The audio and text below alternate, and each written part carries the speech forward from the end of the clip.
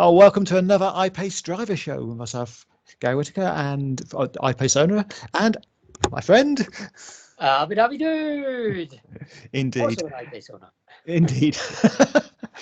Yeah, so we'll kick off as normal with our regular news section, and obviously the news this time is somewhat curtailed by what's going on in the world. Indeed, the thing we shall not mention.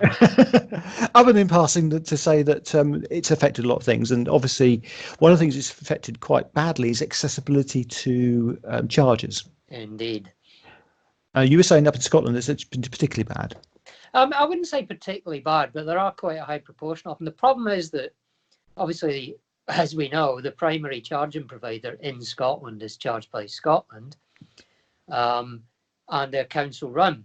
So most of their chargers are either in council car parks, council office, the car parks associated with council buildings, or swimming pools, or etc. etc. So, and quite a lot of those are not only is the building closed, but they've closed off the car parks as well. So there are quite a few chargers. I mean, there's loads you can still get to.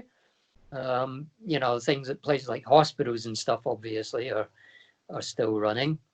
But anything that's in a sort of like just up the road from me, we've got Burns Cottage, which has got a charger in it, but you can't get in because they've actually put the barriers across the car park. So there's a fair number of them. Charge Place Scotland updates. They've got a page on their website. They also update by Twitter quite regularly. And then I take the data that they tweet and then put it into PlugShare, so that at least PlugShare is as up to date as it can be. But yeah, it's a bit hit or miss. It requires a bit more checking before you go anywhere, but luckily nobody's allowed to go anywhere, so it's not as big a deal. It's very true. Well, actually, there are people who do have to go places. So we've got essential workers, and I was talking to an NHS member the other day who was complaining about the charges in England, particularly the polar charges which are at pubs, because the ones local to him are all pubs, and obviously they've closed the doors, closed the gates, can't get in, can't get to the chargers. The good news though is that people like Polar have made charging free for people. In fact, Polar have just said that they're going to do away with the subscription for a couple of months. Pay that. NGE locally are not charging for charging, so this is really good. I mean, it's a really good way of doing it.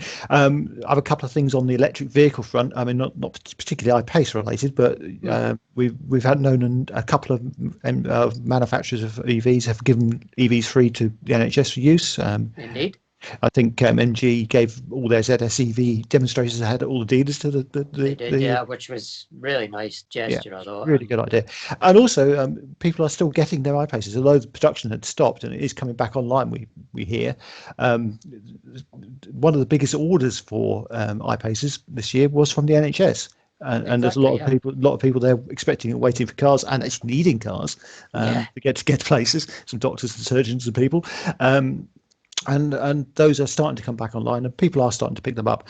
And if they have picked them up, one of the things which might be useful for them is the video I've just published very recently, which is my beginner's guide to the iPace, which I put up a couple of weeks back, and it's my most viewed video, which is probably explained. It's not unexplained. That's probably why, yeah. It's surprising with a lot of people in it, but it's a quite a little long little video. It goes over a lot of stuff. It's also got links to a lot of other people's videos, including yours and a few other people who've also provided really useful stuff for beginners to learn about that. But I go into fundamentals like charging, what the ports are, what the charge ports are, all that sort of stuff. So I think it's quite useful.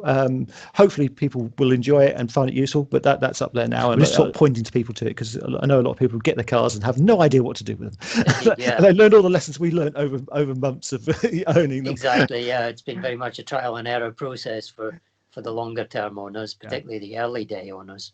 The other thing I want to talk about on charging was that we've got some new chargers. Finally got the first of the Ionities at extra services, the Elite Skeleton.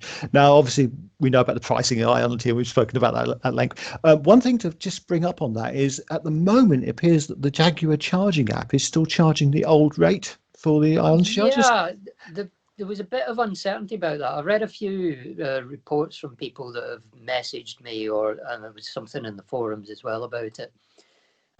saying that it's coming up still as being, I think it's £7.90, in fact, rather than even than £8. Yeah. But I haven't heard whether any of them, whether their final bill was still that, or if they got billed a larger amount at the end. I think they would actually have a very strong argument for contract at the point of purchase if they charged anything. I agree, yeah, but anything is possible. And a lot of them are taking screenshots, so I think they could certainly go back to Jaguar and say, "Oi." Yeah, I would definitely agree. Yeah.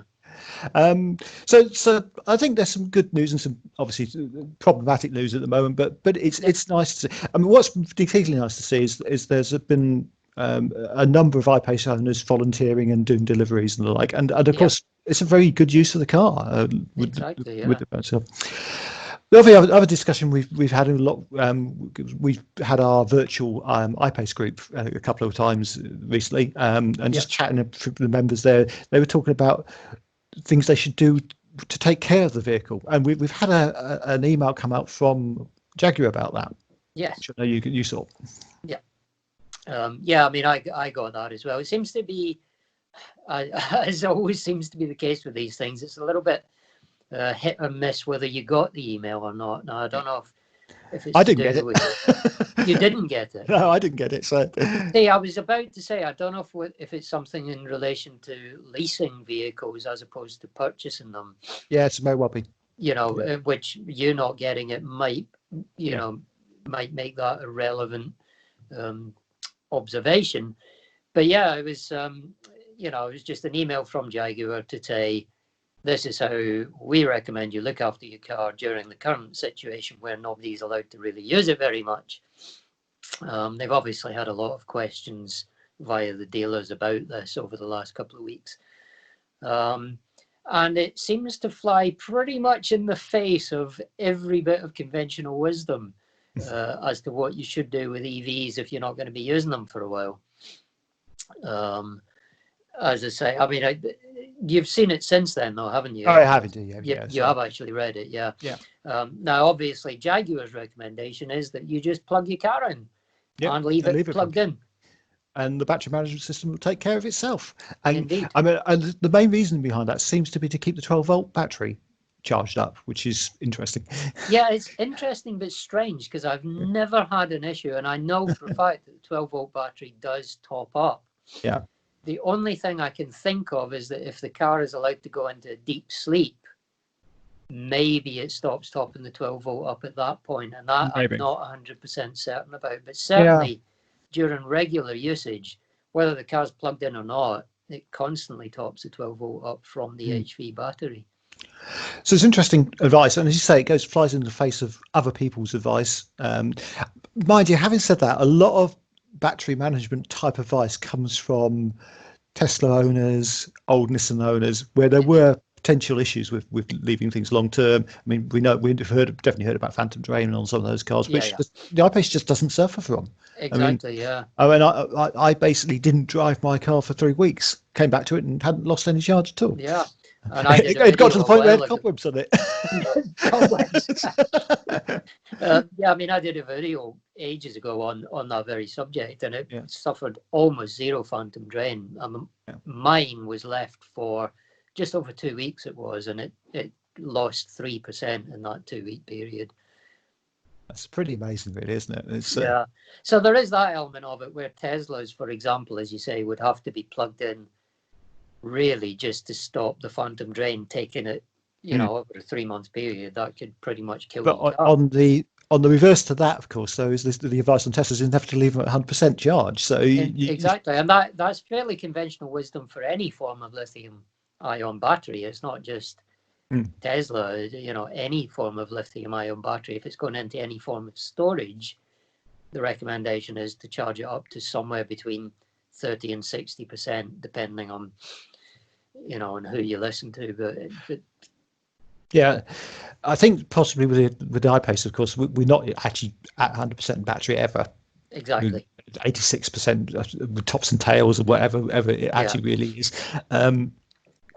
But also the BMS seems to be quite good at managing that. It seems to be a fairly sophisticated. And I remember one of the Jaguar engineers gave a piece of advice to do that, charge it up to 30 to 50% if it was going into long-term storage. Yeah.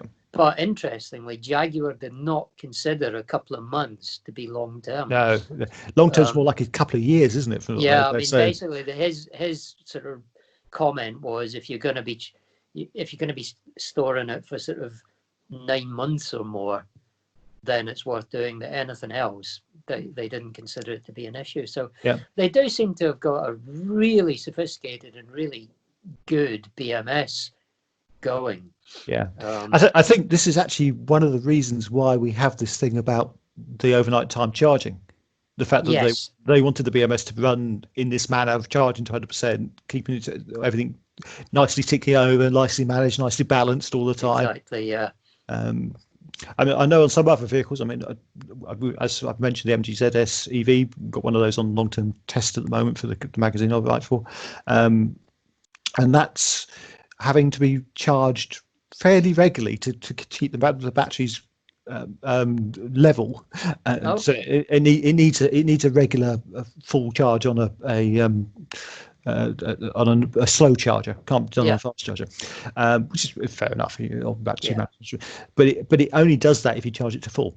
So you don't have this ability to. With the iPace, will actually sort of manage that to make sure it gets done fairly early on in the cycle. So it's always done. But yeah, the other cars may vary on this. So. Indeed, yeah. So I mean, obviously, our discussions are very iPace specific. That's easy for you to say. But yeah, for general EVs, there's all sorts of variations depending on the manufacturer, what kind of BMS they've got, what kind of battery thermal management they've got, etc.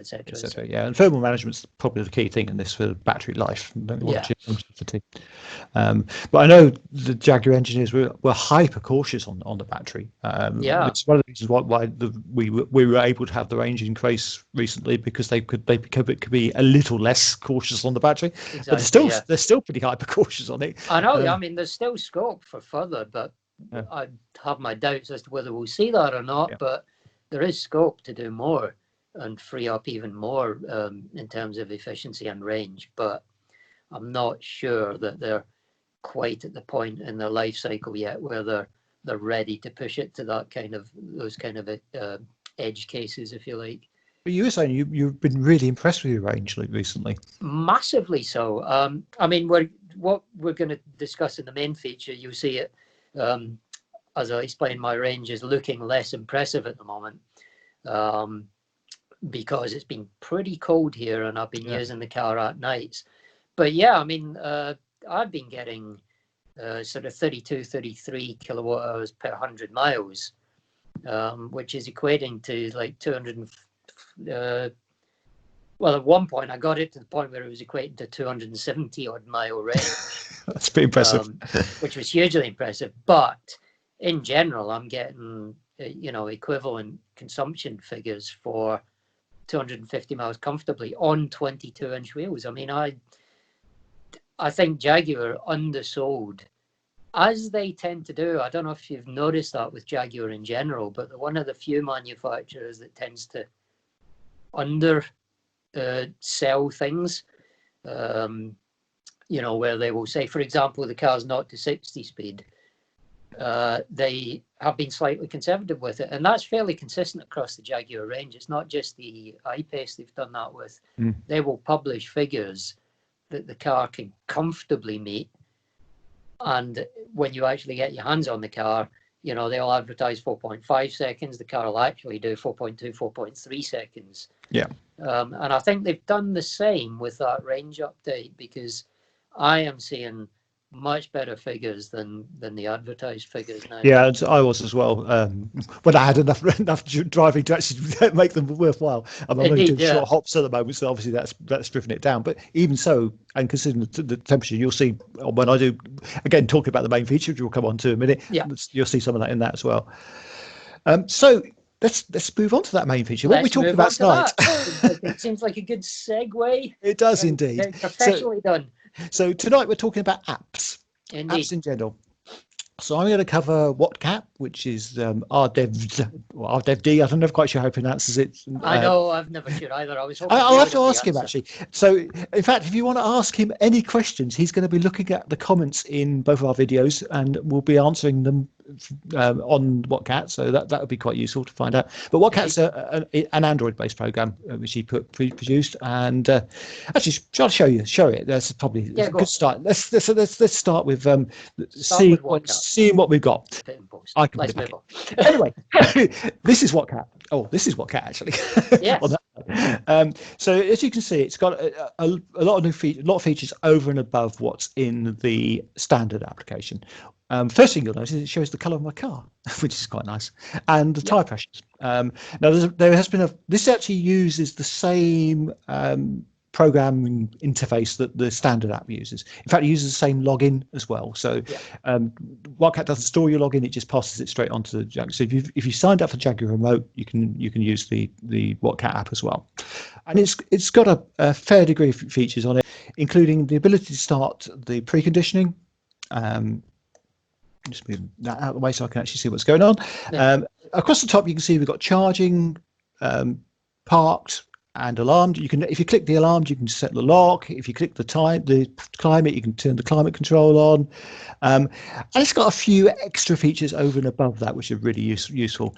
Obviously, it's only as good as the API. Now, one of the nice things he's added recently is this camper mode, which is very, very cool. And in camper mode, you can basically say you want to keep the air conditioning or the heating going for a certain amount of time, which is really useful if you're going to lie in the car and do it. And you see, it starts off showing this camp mode at the top and tells you what degrees you can set it to, and you can stop that if you want to stop that and go and keep going on something else. But I think that's a really nice mode because it's something we didn't have on the iPace at all. The ability to do that. The only way you could do it was to go into the settings and keep basically waking the car up to get the heating back on. So sort of put preheat in multiple times on the settings. So I'll stop that now. So you've also got the you can see down the bottom you've got the option for the charge status and the range. You can see I can trigger the things. You've also got charging, which is quite a nice feature as well. So on charging, we've got a few things which again are not available on the normal standard iPace app. The first thing you'll notice is down the bottom here we've got the ability to set a max state of charge, which is I think it's something which a lot of people want. I mean, the actual what's the word I'm looking for? The information he gives out actually says that max state of charge is not something you really need to worry about, and it's only there really if you really want to reduce it down, like that 50% you were saying if you leave it for 2 years maybe. But this is really nice. Time charging. Yes. We know you've done a huge video on time charging. Yes. I would love to think that video will become redundant someday. Now, again, this is only as good as the API is and the connectivity you've got. But it is, you can set a start for charging, set an end for charging, and it does seem to work. I've tried it out a few times. It will start and stop. Now, obviously, this does rely on the phone app being running all the time, being able to run in background. So if you power saving settings on your phone, it may stop it working and all that sort of stuff. So it's a little bit fiddly to get it working, but it's definitely a lot less fiddly in getting the iPlace version to work. Well, yes. And if that's what you want to do, if you want to do a straight top and bottom charge over a certain length of time, it'll work fine. Now, I'm just going to add a caveat to that, going back to what we said earlier, the whole thing with the battery management of the iPace, it's set up to do that long length of charge. This may actually truncate the battery management's processing potentially, which I'm not sure how useful that is all the time. But again, this is not meant as something you do every day. Potentially, you still want to charge the full sometimes. So it's a useful thing. It's definitely a useful thing for those people who've got cheap rate electricity. Exactly. Yeah. And at the moment, if you've got something like an agile tariff, you're doing really well because they're paying you to take electricity. Exactly. Yeah. So let's get that going again. Hit that button. I should start it back up again. So it started it right from the start. That's not very good. Anyway, well, when it started from the right to the start, let's talk about some of the other features on this. So you've got the ability to flash the headlights like you do on the normal app. So most of the stuff you have on the normal app is here. The bits which are, and there's nothing really missing, but obviously you need an Android device to do this and use it. One of the two things are really good on here. Okay, got the camera mode again, which is brilliant. But the things that I quite like on here is the estimation of charge time remaining. That seems to be really accurate compared to the normal app. And obviously the range is just taken from the API. The other thing which I like about this is it updates. Unlike the Jaguar app, which will sometimes not update, even if the API has got figures, this will update very regularly. You can see it's been ticking away, updating while it's running, and that's a really useful feature. I did try and mention that it's pin protected when you unlock the vehicle, so you can't just go and click the button and unlock it. You do have to put a pin in. Okay. One thing we skipped past when this screen was going on actually earlier is and it's not working for me at the moment, but I know he's working on fixing this, is this logging screen, which is really useful normally. It will actually show you your charge profile as you're charging. So you can see how long your charge takes and what you can do with it. Okay. I mean, obviously you can pause charging from here remotely as well, which is quite nice. Yep. And as we said, the time charging is somewhat brilliant. Yeah, that's genius. Yeah. Yeah. And especially when it works, which is really good. Yeah. You see, you hopped in on this one as well. Well, I was recording this earlier. So there's some other features as well, which are quite useful on here. Now, I did mention that he's put a lot of information in here. It explains about the battery capacity. It explains about how charging control will work and what versions of the TCU management systems you have to have. Yeah. And also explains a bit about taking care of your battery, which I think are really useful things to have in there. So a lot more features down the side. My favourite thing of all is this screen. The details. Yeah, that is very useful. So this gives you all sorts of things you would not get from normal, particularly things like your 12-volt battery voltage, which is a very useful thing to keep a trial. It's not real time. This is one thing to remember. It's based on the API again, so this can be several hours old. So you've always got to allow for that. But it's good to see trends, and I certainly could see this going down when I had my problems with the car. The 12-volt battery had dropped quite significantly. So I think this is a really useful screen to have on available to you. And it's got a lot of other things. It's got TCU versions in there. You can see when you're pre-charging. It's quite nice to watch this on an overnight charge. You can actually see the preconditioning actually happening. Yeah. Which is really, really useful to have. And you've got your buttons for the service mode and transport mode easily to hand there as well. So I just think this is a really, really good app. It's got a lot going for it. It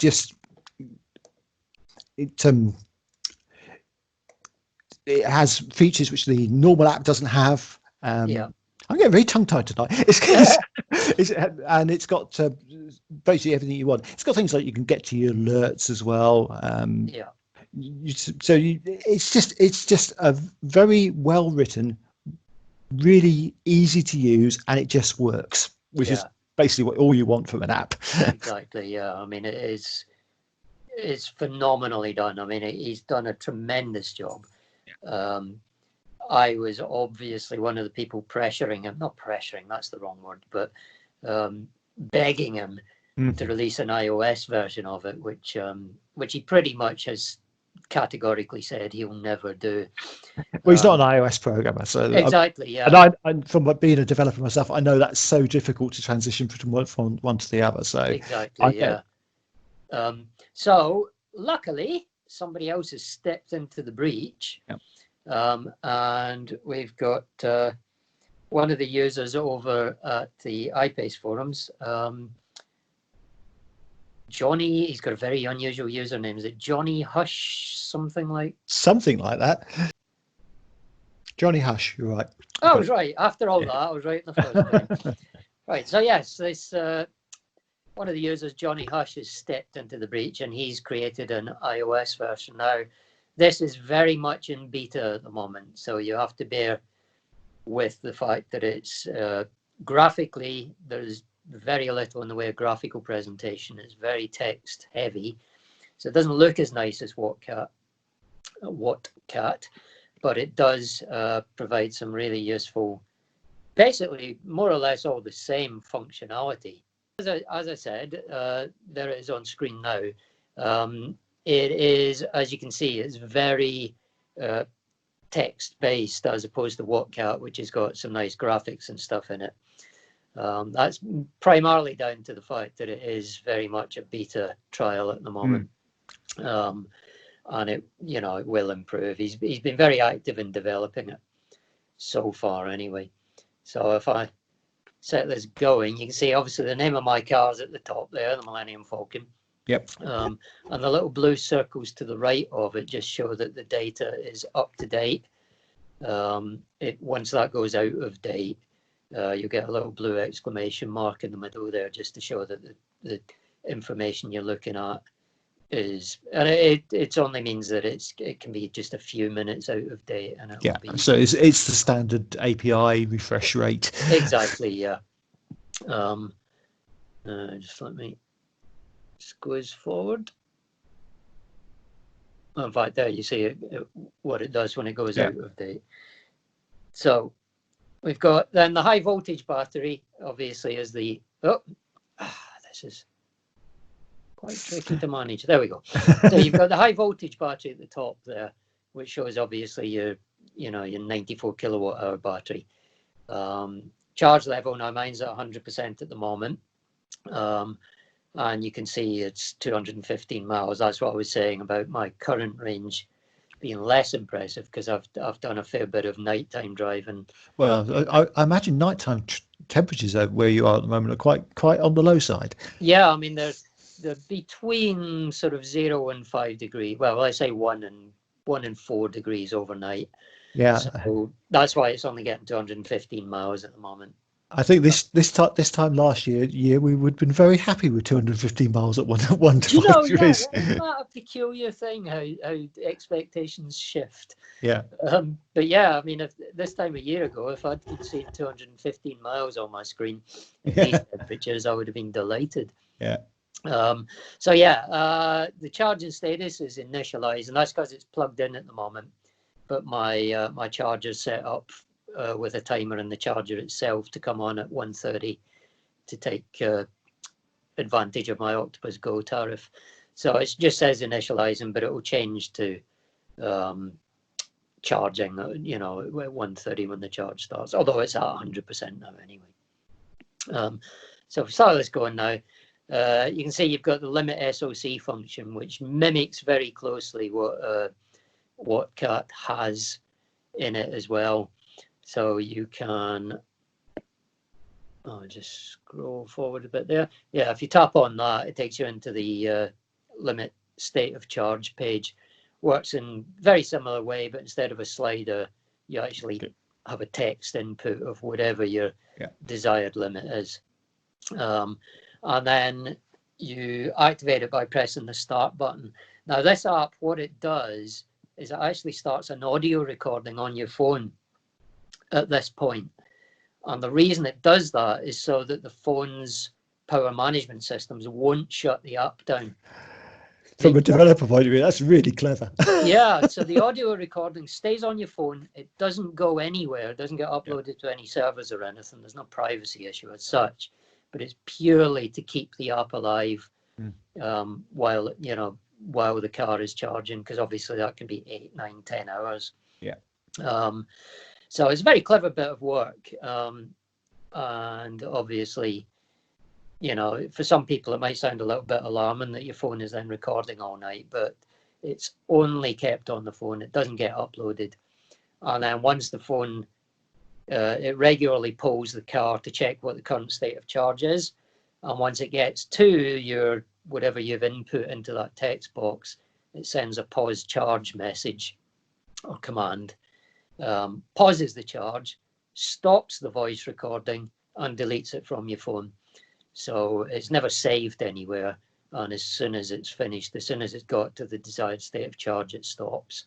And likewise, if you manually stop it like I just did there, it also does the same process.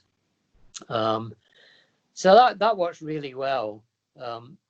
And I'll just pause that for a second. Much like WhatCat, though, it does rely on having telematics. I think it's 16.2 or higher. Yeah. Otherwise, it will just pause for a short time and then it will restart after. It could be anything from 5 minutes to 5 hours, and it will restart. Yeah. But as long as you've got telematics 16.2 or higher, that's not an issue. He is also working on a workaround for that, where it will continue to monitor the car, and if it detects that it's started charging again, it will send the pause command again.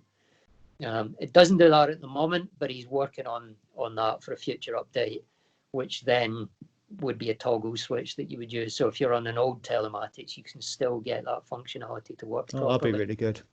Yeah. So he's put a fair amount of thought into those kind of workarounds. But yeah, then again, you've got the 12-volt battery, much the same as yours. It uses the same API, so it's got the same caveats as you had with, it's never 100% accurate. But again, the lowest I've seen is probably 11 point something. So you can monitor trends, and if it drops below, let's say if it drops into the 10s or lower, you kind of have a fair indication that you've got an issue with your 12-volt battery. I guess that'd actually be quite a useful thing to have on probably on both of these, is some sort of graph of what's happening with your battery. Your 12 Actually, volt yeah, that's not a bad idea, actually, yeah. And then below that, you've got your security section. So you've got the alarm is active and the vehicle is locked. You can then unlock it or flash the lights, and it says honk and blink, but it actually does a beep. I've unlocked it here, and you can see that there's no need to enter a PIN, but it does use, well, on my phone, it uses the Face ID. Yeah. If you've got an older iPhone, it will use the Touch ID. So you just hold your thumb over the thumb scanner. And I should have said, I should have mentioned that that's available on WhatCat as well. Yeah. I really am getting tongue-tied tonight. Yeah. So yeah, that works really well, though. It's a really nice functionality because you're not having to type in the PIN every time. The new app from Jaguar does the same, admittedly. But it is quite nice and useful. Then we've got the climate and preconditioning. Works in exactly the same way as the Jaguar app and WhatCat for that matter, in that you can input a target temperature in that text box, so you can set it to 21, whatever. I set mine to 33. Yeah, I'm a warm weather character. I generally have it on 23, but then you press the start climate, and exactly the same as the Jaguar app, it just starts your climate control. It will run for half an hour, and then it will shut down. And it gives you a little update showing you how long it's still got to run. You can then obviously manually stop it. You can either leave it to run, or you can manually stop climate at any point, which I've just done, which takes it to 0. And then we go on to camper mode, which I think this app introduced it first before. I believe it did, yes. And then WhatCat came up with another implementation of it. But it works in a very similar way to the time charging stuff, in that you put in your target temperature in the text box, same again, and then just press the start button. Again, it will start a voice recording, which works in exactly the same way. The difference with this one is, as you can see, it now shows camper mode active, and that would just run indefinitely. It doesn't have a timer on it. Yeah, I'm in two minds all the time. I think it's quite nice to be able to say you want to run it for 6 hours. Yeah. But if you're in a camper and you oversleep, do you want it still to be able to be running? Exactly. Yeah, I can see for and against on both of them, in all honesty. But I guess it depends on your battery state. If you've got a particularly low battery state, you perhaps only run it for a couple of hours to keep you warm until you're tucked away nicely. Yeah, maybe. That makes sense. Yeah. But yeah, and then it just runs. It will run consistently. It will, the way it works is it just resends a command every 30 minutes to set the preconditioning going again. So that's why it has to be running in the background, and that's why it does the voice recording thing. And then again at the bottom, you've got your tire pressures. Mine are a bit all over the place at the moment. And that's it really. That's your that's your lot. So yeah, I mean, it's, as I say, it is very. It's other than some of the details which I've got on the details page on mine, and not having the alerts. It's basically got the same stuff, hasn't it? Which you'd expect because it's the same API. Exactly. There's one extra thing with this, but one other thing that I should say about the MyPace. I didn't actually say what it was called at any point, did I? It's called MyPace. And one extra thing he's done, which I love, is Apple Watch support. Apple Watch support. If you can see, my watch is upside down, but if you can see the little icon top right as you're looking at it, I think. Yeah.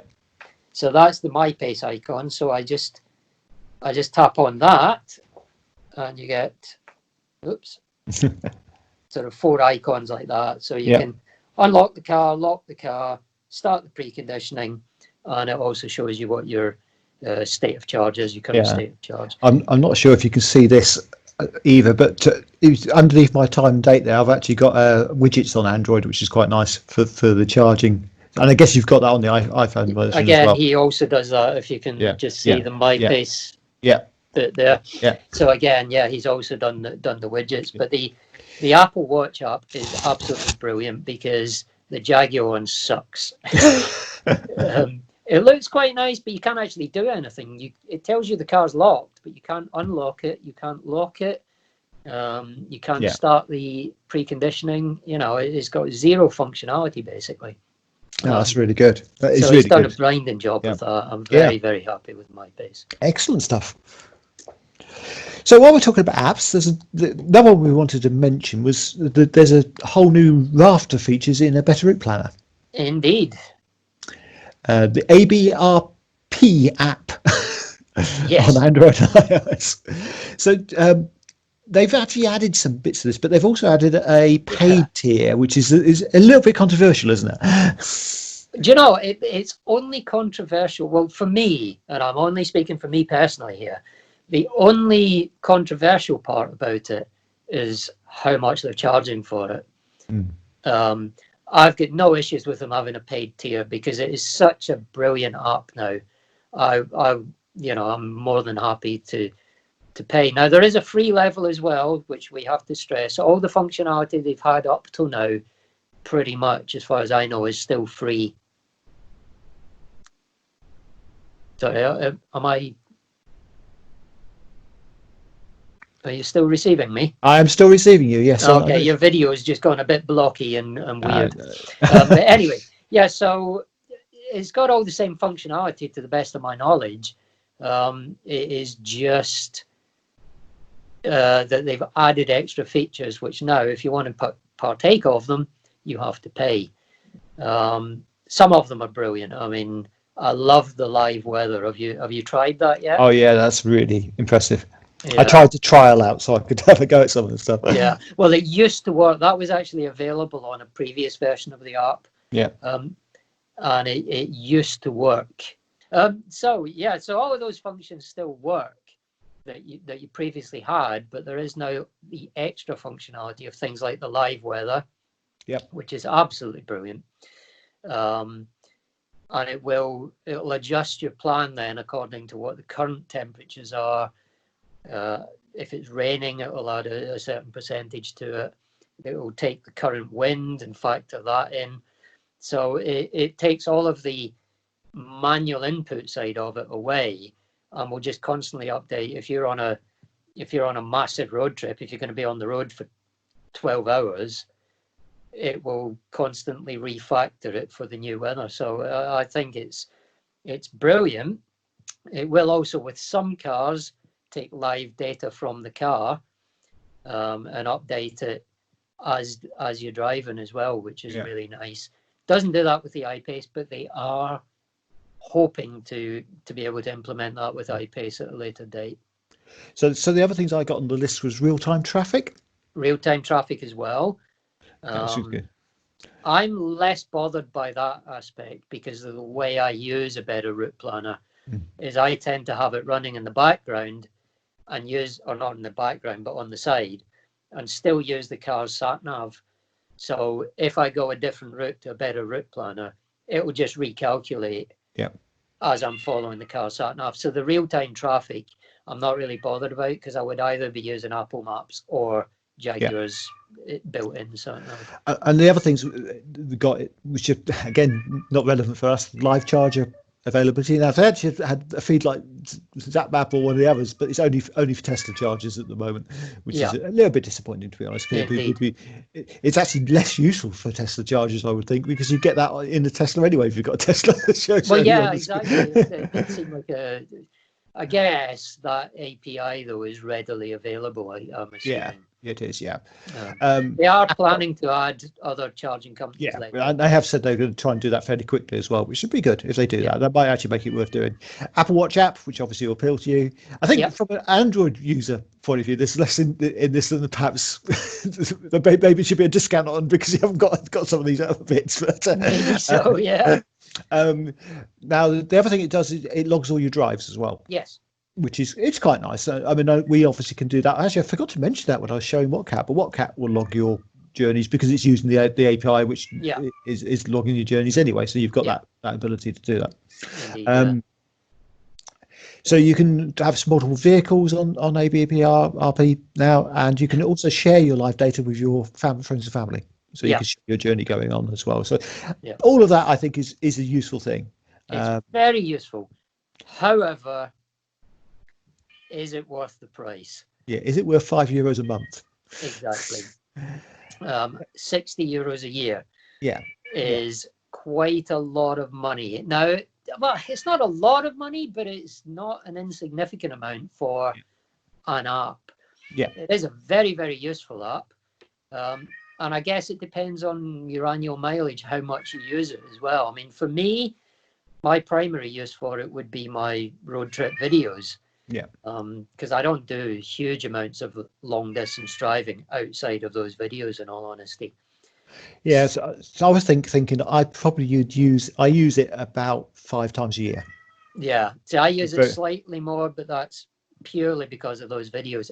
Without those videos, I would have probably used functionality like that last year. I think probably 5 times maybe as well. Yeah. Yeah, because I tend to use I only tend to use ABRP when I'm using doing trips to Europe, or particularly long distance trips in the UK, where availability knowing exactly to the second how much charge I've got is useful. But in Europe, I mean, if I was going on a trip to Europe, I would happily pay 10-15 euros for that trip. Yes. But I can't justify paying €5 a month because I wouldn't use it. Now, I assume you would be able to just take, for example, if you were making that trip, your German trip, I assume you would be able to take a subscription just for that 1 month and then cancel it again after. Yeah, I haven't looked into that. I mean, maybe that's what you could do and get around. But for someone like me, where I'm doing those road trip videos, well... No, it's not at the moment, but I was doing those road trip videos on a regular basis, but it would only be 1 or 2 a month, mainly during the summer months. You know, again, I would be having to pay, the £5 or €5 a month every single month. I mean, I know it sounds like we're being incredibly tight here when for €5 a month, but it is quite a significant cost for an app, Yeah, I guess they'd say you're paying for the information services, which is quite like in the hosting, and I mean, I know how much that stuff costs. I mean, absolutely, I completely get it. I just think for a number of people, that could be enough to be, just enough to put them off doing it. If you see what I mean. Yeah, I mean, it's just to give people an idea of sort of the cost these hosting things can run up to. I run a community web page, which is basically to connect speakers and IT professionals together for doing talks at events, and that's a small little app, but the data cost of that last year was nearly £7,000. Yeah. So you can see how something like this, which is got a lot more users, a lot more scale. The data costs are going to be potentially horrendous on this. Yeah. And so I can see they need to raise revenue, and I've got that. I understand that. Yeah, I think it just seems a lot of money for Yeah, regular use. I think, as I say, I'm quite happy to pay for those on an ad hoc basis for those particular things. If I yeah, needed them, I'd pay for them.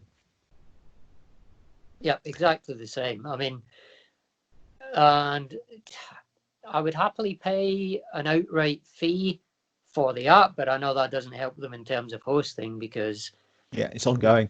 it's ongoing. I don't know. What. Okay, what would you think? I mean, what's your opinion on the €5 a month? Do you think it's too high? I think if you're regularly using it, it's not an unreasonable amount. I think if you do regularly long distance journeys, which you have to plan and you have to make sure you're going to get there. I mean, sort of a traveling salesman type person, I could definitely see that being a benefit and worth the money. I just don't think €5 a month is actually a massive charge if you can regularly use it. Yeah. I think it is a massive charge if you can't regularly use it. What I do feel is that the problem I've got at the moment is the feature level for that €5. Yeah. From an iPace driver, and particularly from an Android phone owning iPace driver, there's quite a lot of the features are not particularly useful. I mean, the watch would be really useful if they actually did an Android watch or equivalent version, but they don't. They just do an iOS version. Yeah. So I mean, all the watch app shows you is what your current state of charge should be. Yeah. And your current location, the street name. Mm-hmm. So it's not huge functionality, but it just allows you to glance at your watch and say, oh, I should be at 71% now. Yeah. Glance at your car. Oh, I'm at 72%. Okay, I'm fine. Yeah. It's not a killer feature, but it is nice. It's nice. It's a nice to have. Yeah. But it's also something which they've included to make that €5 seem a reasonable amount. I mean, I actually don't think €5 is. I mean, I know how much some of these weather services cost to plug into, so they're really expensive. A lot of them, if you actually have to have proper licenses for them. So I can see why they need to justify that cost if they're using it. Yeah. But I struggle a little bit with the functionality for non-Tesla drivers. I think you get a lot more benefit as a Tesla driver. Yeah, €5 a month would be a no-brainer because the advantages you get on it. But as a non-Tesla driver, I'm not so sure. I mean, there are other cars that they do have the live data on. Yeah. I think the Nissan Leaf can do it, but you need to have Leaf Spy running in the background as well. But it will take the data from Leaf Spy. It'd be nice to see if they could get something working to iPace. I know they are working on it. I mean, they're a great bunch of people who do. Oh, they're brilliant. I've had a lot of interactions with them, and they're very, very proactive and very enthusiastic about the product. One thing they're planning to introduce very soon, well, I say very soon, subject to getting all the approvals required from Android and Apple, is Android Auto and Apple CarPlay. Yeah, no. Now, if they get that, I would happily pay €5 a month. Yeah, I mean that's the difference. That's a big difference. If you start getting stuff which plugs into the car, then that becomes a definite plus. Exactly. Yeah. So I mean, they are working on a lot of things. They were looking at using the Jaguar API to get live data from the car. But unfortunately, one of the things that they need for their algorithm is current power drain. Mm-hmm. So the amount of power you're currently drawing from the battery is used as part of their calibration process. And the Jaguar API, it's incredibly slow anyway, but it doesn't give you that information. Yeah. Well, the API is not meant to be a real-time feed anyway. They'd be better going something like an OBD port feed and getting access there, but then they need to talk to Jaguar to get gateway codes and all that stuff. So it becomes tricky. There are people who have achieved it, so it's just a matter of trying to find out. I mean, the way it works with things like the Leaf, and I'm not sure if the Kona can do it or not, but that's what they do is they use an OBD adapter and then have an app running in the background on your phone, which is usually it's Torque on Android, which reads your OBD and CAN bus data, and then it feeds it into ABRP that then interprets it. So it doesn't have a direct interface with the OBD reader. It just accesses it through another app that's running in the background, if you like. So if the Jaguar one becomes available, they will readily integrate it. And the Jaguar one, the Jaguar is perfectly capable of providing all of that data via the OBD port. Yeah, it's there. It's just having the ability to get to it. It's getting the PIDs that you need. Yeah, and gateway codes. It's obviously something which is deliberately locked down and deliberately obscured. So if they could get permission to use it, then it would be a very good thing to do. It actually would be in Jaguar's interest to have them do it as well. So I think so. Yeah. Good. But yeah, so I think it's a very useful app. I think the paid tier, it had to come at some point. They're putting a lot of work and they've got a lot of overheads. Yeah. And it's not reasonable to expect them to survive on donations, which is what they were doing before, because too many people just won't donate. Yeah, absolutely. And I totally understand the paid tier. I almost think they should have, a lot of people do Patreons for their channels and they have individual reward levels. I thought they maybe should have more than one subscription level. Do you know, that would, I could see how that would be appealing. And they may refine it over time, I mean, a €3 subscription level I probably would go for. Yeah, exactly. I mean, it doesn't sound like a huge difference, but somehow it is. It is when you add it over a year. Exactly, yeah. Or, if you have the car for 5 years. Yeah. I mean, it's crazy. We're talking about less than a cup of coffee. I know, exactly. I mean, that's why I feel incredibly tight. And And I'm an app developer, so I should be really. I do think that the whole app world has got very undervalued. What you actually get, completely. But there is an expectation now, and you can't go outside those expectations and get lots of people signing up. So they may actually have been better at a lower subscription rate because they've got more people signing up. But then again, that would be more usage on the servers, and that's the cost. So exactly. So, but yeah, I mean, I'm very impressed with it. It's still far and away from me. It works out pretty much spot on every time with the iPace. Every trip I've made using ABRP, more recently, over the last, when did they switch to the later versions? Maybe 4 months ago. It's been incredibly accurate, and to within a percent almost every journey. Excellent stuff. Well, it's great. I mean, we've got some really good apps now. The Jaguar apps aren't actually that bad compared to some other cars. They're very absolutely good. At least we've got apps, because some cars haven't even got apps. I mean, that's actually a general trend now that I think manufacturers are going to move away from having apps, because for one thing, all the chargers are becoming smart chargers.